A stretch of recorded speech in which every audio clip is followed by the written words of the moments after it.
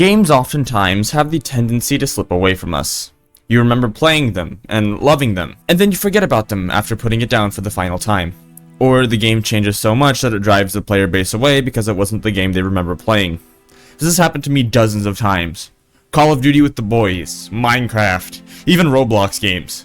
Hell, there was a Roblox game that I played for years that really didn't honestly have that much replay value to it. I played it so much that I'm still considered a top player in that game, even though the game died about a year ago at this point.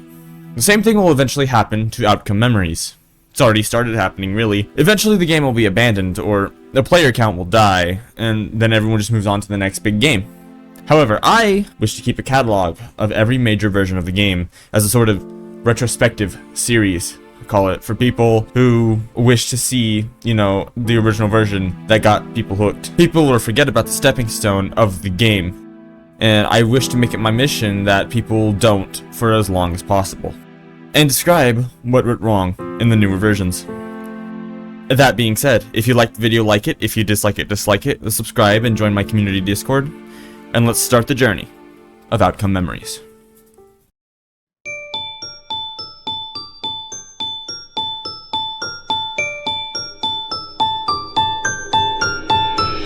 Before we can start at the release of the game, though, we must rewind a few years, 2020 to be specific.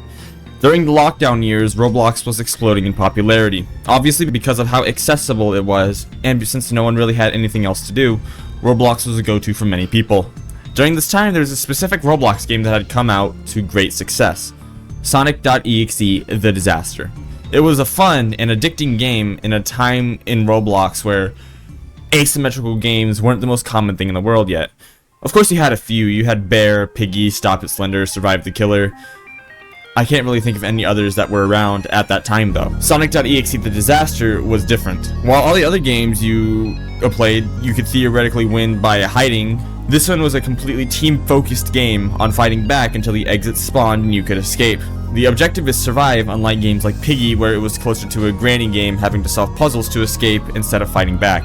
Every character had their own role to play, whether it be Metal Sonic pushing the EXE far enough away so his team could escape, or Tails being able to snipe from a distance. It was a breath of fresh air, and addicting to most people who played.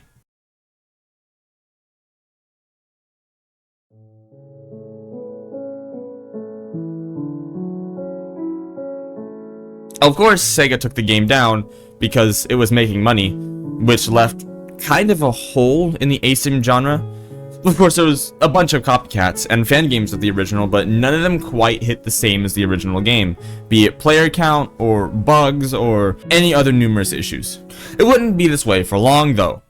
With TD gone, there was a spot that had been left behind, and there was a new game that was brewing, ready for its release not too long after the original TD got taken down. A game that has been both praised and hated on. A game that, no matter how boring it gets, or how unbalanced it seems, it just seems to suck you back in a day later. A game so fun that people put up with the lack of match variety for 5 months because the formula was so good. Outcome Memories. Outcome Memories came out in late July, early August, somewhere around that time frame, and it immediately exploded. Possibly hundreds of people covering the game. In fact, I started on day 1 because my friend dragged me into it and forced me to play the game. And like many others, I was hooked. But why? What about version 0.1 specifically was so good? Well, I don't know if I can contribute the entire success to one aspect. We're gonna have to look at a lot of things. For example, let's take a look at the cast. The cast of the original version of Outcome Memories seems tailor-made for fighting the one killer of the original game, 2011X. Every character had a purpose. You had your two main frontliners, Metal and Knuckles, who stunned for the longest, but gave the most rage mode to 2011X. More on him in a minute. Amy, who was the support stunner / all-rounder who gave stuns when the other two couldn't. Tails and Cream, who were the true supports, one giving long-range stuns but very susceptible to dying in chase, and the other one healing the team, also susceptible to dying in chase. Eggman was kinda just there, and the titular character himself, Sonic the Hedgehog, whose role kind of switched depending on the situation, being able to switch from passive to offensive on a dime to protect his team. Basically, the dynamic of how the survivors were balanced means that they played off of one another's strengths, and with good teamwork could accomplish beautiful things, like letting Tails get out of a Sonic.exe game for once alive. This adds a teamwork element to the game that, was kind of required to survive, otherwise you would die real quick, especially in 1v1 scenarios. Survivors weren't really self-sufficient enough to survive alone, which is exactly what the game was going for. The killer, 2011X, was also pretty cool. He was kind of a mix of stealth and hit and run and a bit of rushdown mixed in. He was phenomenal at killing survivors when they were alone, and not so great at doing so when they were grouped up and, working together. This created a nice balance where the team was forced to work in a group or else risk someone important dying and having the whole team fall. Since teamwork was 2011X's biggest weakness, he needed a little extra. This is where Rage came in. Rage mode is a mechanic that stops him from being stunned forever and gives him a little extra oomph that he needs to be able to take down a more coordinated team, giving him damage resistance, more speed, more damage, and stopping the timer for a whole minute and 45 seconds. Making this the most dangerous time to interact with the killer because of how strong he becomes during this period. Band-Aid fix it might have been, it was a necessity and a huge part of his kit. The cast was made in such a way that made them strong in a team, but not so much outside of one. This created an interesting dynamic where either the whole team fails or none do. That really wasn't explored since TD. Well, not exactly.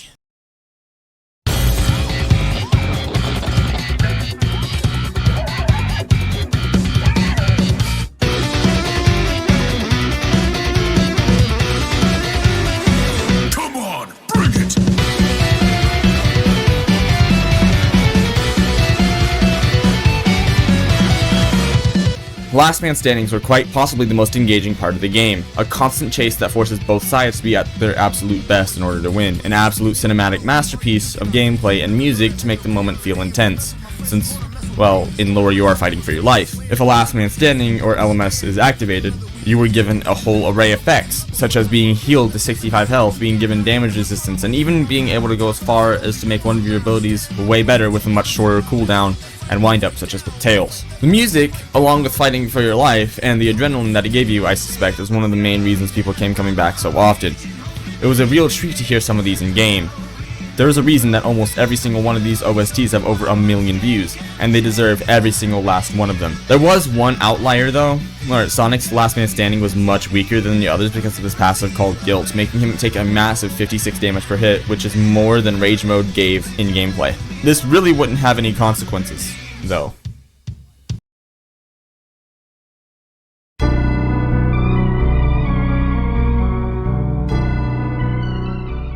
Maps are extremely important in any game you play, be it a shooter, an ASIM game, or even an adventure game like Skyrim. The more engaging or fun you make the map, the more people would want to play on it and in turn play your game. Outcome Memories launched with 4 maps in total. They were all completely unique to each other. In fact, I made an entire video on the version 0.1 maps because of how differently nuanced they were. Hill Gym was a sprawling, huge map with multiple floors, winding hallways, and ring spawns that were very easy to lose or hard to get to. You Can't Run was a large map with 3 exits, a good mix of verticality and horizontal design with open areas and tight, long corridors to get stuck in. Not Perfect was a map full of open airspace and verticality, but you had to be careful or else you'd fall off and take massive damage. And Green Hill, the smallest map in terms of surface area and the one that required the most teamwork to survive on. All of the maps in the game had a purpose, and served different characters' niches to make the game feel different without making it inconsistent. Of course, this did make some maps really dumb to play on as EXE, like You Can't Run, but it certainly did contribute to the game's replayability. Of course, though, there really is so much that good character design mostly can do for a game. 2011X, after the game had came out, had been nerfed hard. Some simple enough by changing the cooldowns to be longer, but others being debilitating, such as his kill grab range. Originally, Charge killed at 25, but that was changed to 14, which is about 3 or 4 seconds difference. In a game like this, that is a lot of time. Not only this, but he actually started to fall behind because people naturally got better at the game. 2011X simply couldn't keep up with competition because of how he was designed. Gone were the days of old where people would panic and run away from their team for an easy down. In fact, 2011X was nerfed so hard from his initial release that he was given the new nickname by the community, John Rage Mode. Where before he still needed Rage to snowball, now he required it to do most of the damage in the match. It was always a crutch, but it got exacerbated by his out of rage nerfs. Around this time, the LMS purge happened as well, where 4 of the 7 songs got pulled from the game, 2 of them being done by Juno because they got doxed, and 2 because that guy Raymond simply didn't want to be a part of the Outcome Memories team anymore. All of this happening on top of a Discord raid on the official server delayed game progress for months, causing low morale in the community. And on top of this, Sonic's last man standing being the worst one in the game, him an easy kill, allowed 2011X an easy kill, and really took down the last man standing variety where it was almost a Sonic LMS every match if the EXE played optimally. It was starting to look a little grim, but everyone had a new thing to look forward to. A new update that would fix all the issues plaguing the game at the time. 3 new EXEs and 2 new survivors.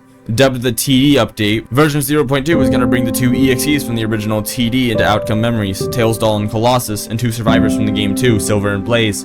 We got teaser after teaser after teaser, dev stream after dev stream, and yet the update was delayed. Time and time again, actually. With how bad the EXE gameplay was starting to become in 0.1, people really started to lose their patience with the developers of the game.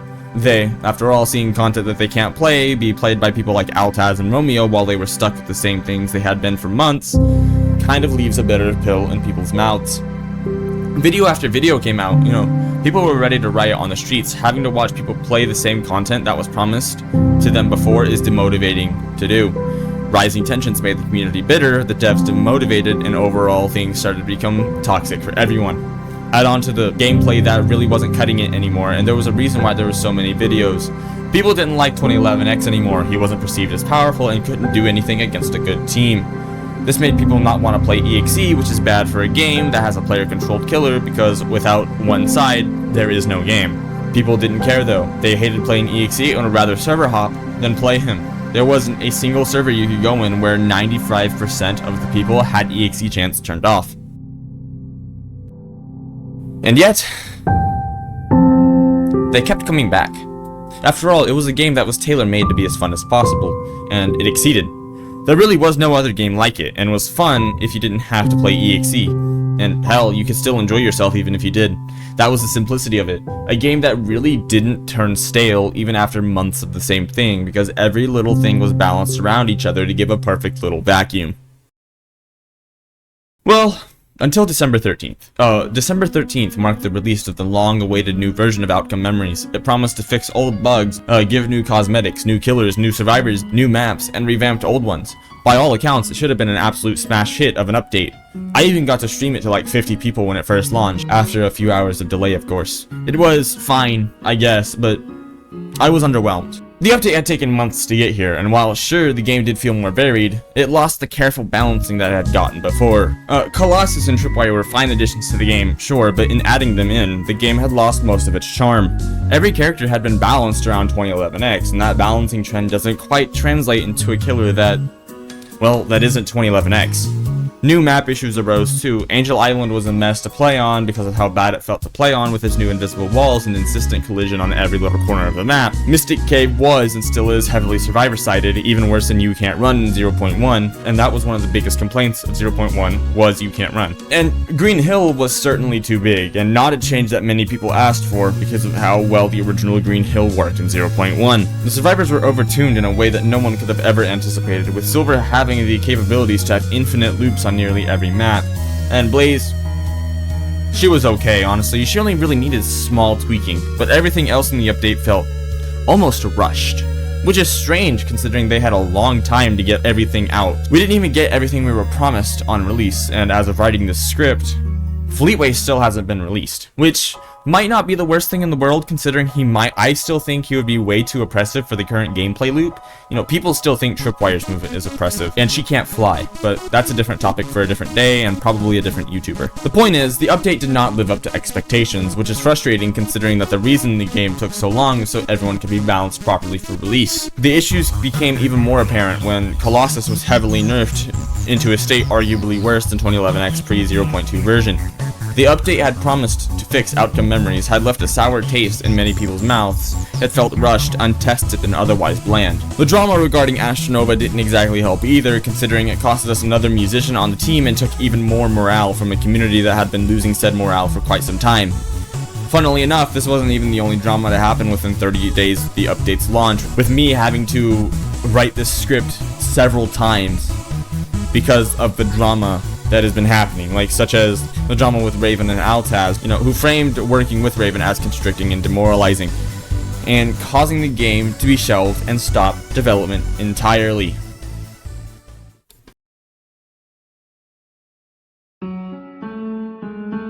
So, Where are we now, and what lies ahead for the future? I don't know. I can't say I'm a psychic when it comes to these sort of things, you know. I myself think it might be time to jump ship for a little bit and test the waters elsewhere while this whole thing happens. I don't really want to involve myself with any drama in the game. So for now, I only see a few possibilities. The game is forever cancelled and it will slowly be doomed to wither and die. The devs come back after a break and keep the dwindling player base alive.